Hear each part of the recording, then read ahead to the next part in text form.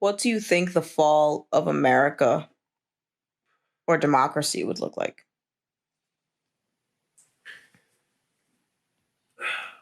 Not to sound like a broken record, but I am a critic for an Italian organization.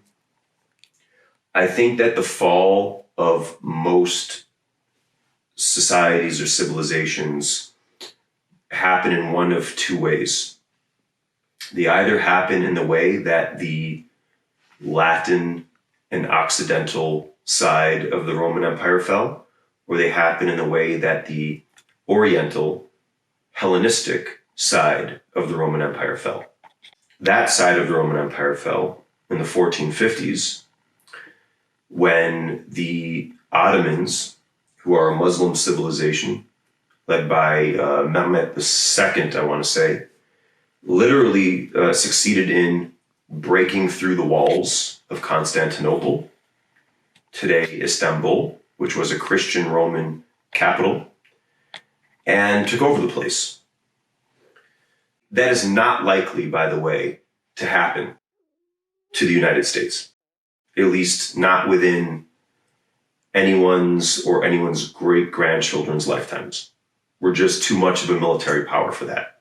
The way that certainly, if not American democracy would fall is the way the Western Latin Roman Empire fell in the 400s, which really wasn't the Roman Empire falling. It was a steady descent into something that was no longer what today we recognize as Rome. Which is what's happening in America. Which is what's happening in America. So the way Rome, as we understand Rome today, became no more was in the 3 decades before Christ. So you're talking the 40s, 30s, 40s BC. You had a situation that was not unlike what we have now in terms of major political malfunction between two political parties. And it was the assassination of Julius Caesar that marked the beginning of the end. Essentially, Julius Caesar was someone who hit every legitimate peg in a career of Roman democracy.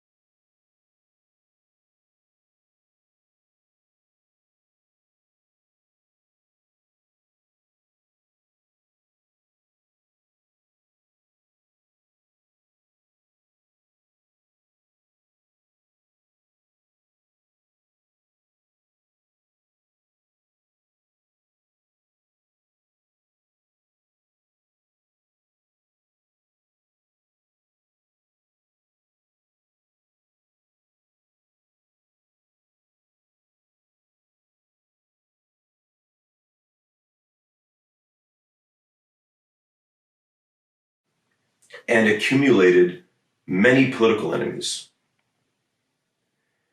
But every step of the way, he reaffirmed the values of the Republic, policy that benefited average people. And essentially, Julius Caesar was going to have certainly his professional life come to an end at the hand of his corrupt, greedy, non-people championing opposition. And what he essentially did was he said, screw that.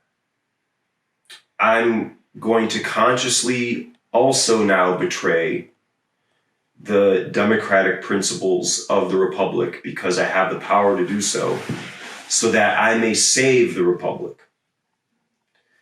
And so what happens now is someone who chose to not roll over, and he chose not to roll over for right reasons, but that meant that he now had to instigate a series of events that were no longer democratic. And what he realized is that Rome, even though it was a republic that was essentially one city, that really encapsulated the entire peninsula of Italy, its reach was just about the entire known world. And what he realized is all these people, whether you're in Syria, whether you're in North Africa, whether you're in Germany or France or Italy, we really are all now part of what is a Roman civilization. And we have to incorporate all these people as such, that they are not all the other, that in effect, they are all Romans, and they should have all the rights as such, and we should not fool ourselves that it's just us and the proverbial other. Now, what an amazing prototype for America.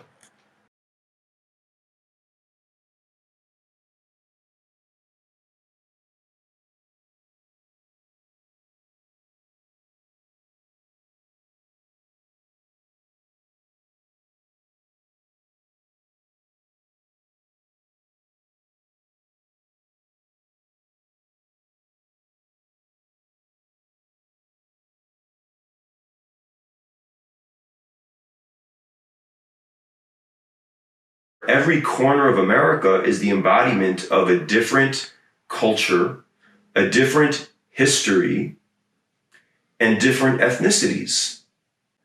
It was his assassination that led Rome to becoming an empire when his nephew Octavian became Augustus and consolidated the chaos that resulted in Caesar's death into stability, achieving Caesar's goal of now a united world of Rome, in which now, if you were from Syria, if you were from Northern Africa, if you were from Italy, if you were from Spain, you are all equally Roman. And Augustus was what anyone studying history would surmise is a good and just ruler.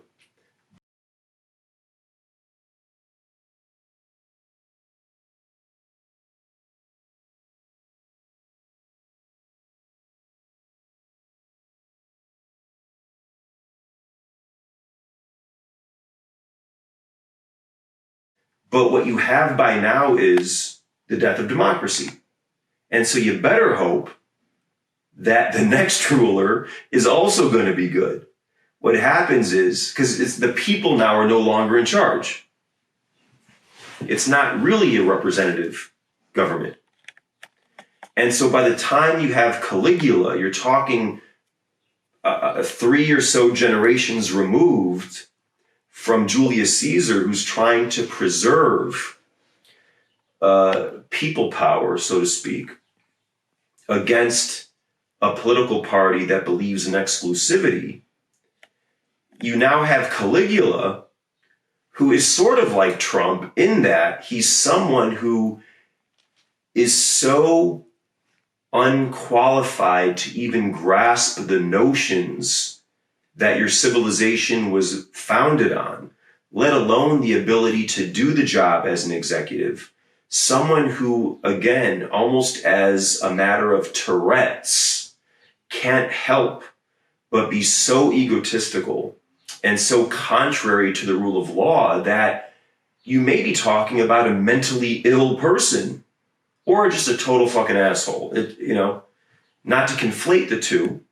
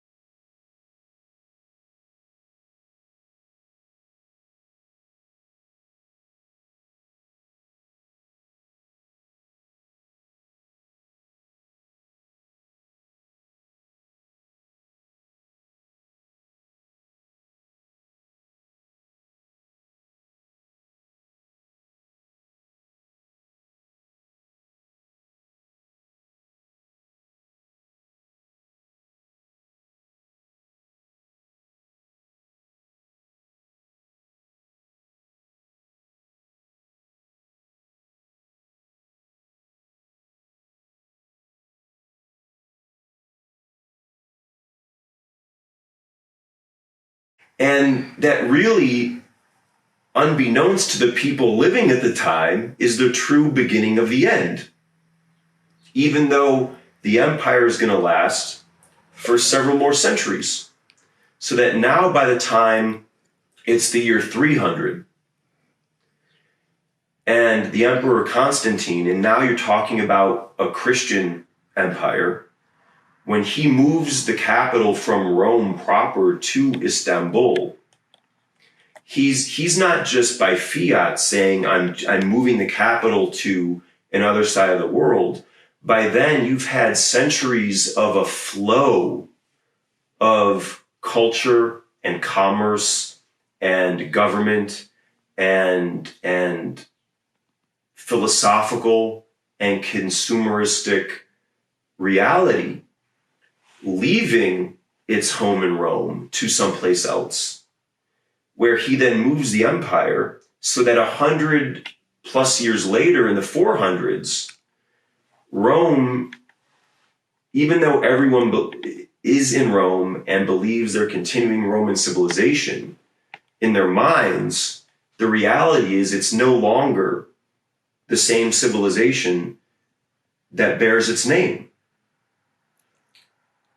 That civilization is actually in the process of crumbling for centuries. And so what happens is when you have the commander-in-chief, the chief executive right now, or in the past, let's say George W. Bush, and he is using the mechanisms of government, of people power, exploitively to dupe the people into foreign policy and economic policy that starts the crumbling of prosperity and people power. And that now in the age of Trump, you have someone who in real time is breaking the law, and there is no comeuppance for it. Everyone in his administration refuses to be held accountable. And even worse than Rome, you have 35 to 45% of the people themselves putting those people into power that they then abuse, or refusing to acknowledge the truth of that abuse. In real time right now, as we speak, the machinations of democracy are ceasing to matter. But as long as everyone right now, under the umbrella of capitalism, is either benefiting or abetting the machine of capitalism, we're really not that concerned with the destruction of the machinations of democracy. So we're on that slide. But if you take a snapshot of any of our lives, which are each a drop in the bucket, we're not necessarily cognizant of that. But maybe 100 years from now, or now that we're a much more connected world than ancient Rome, God forbid, maybe 50 years from now, that slide will be ever more present, so that at some point in the future, whether it's 50 years from now, 100 years from now, 200 years from now, those people are going to look back at us and they may very well realize that we now in 2020, in 2016, in 2001, we're dead men walking in terms of our relationship to democracy. And it's so funny because the right wing champions America to the extent of being blind to America's faults. And the left wing is increasingly critical and demeaning of America while being blind to America's virtues.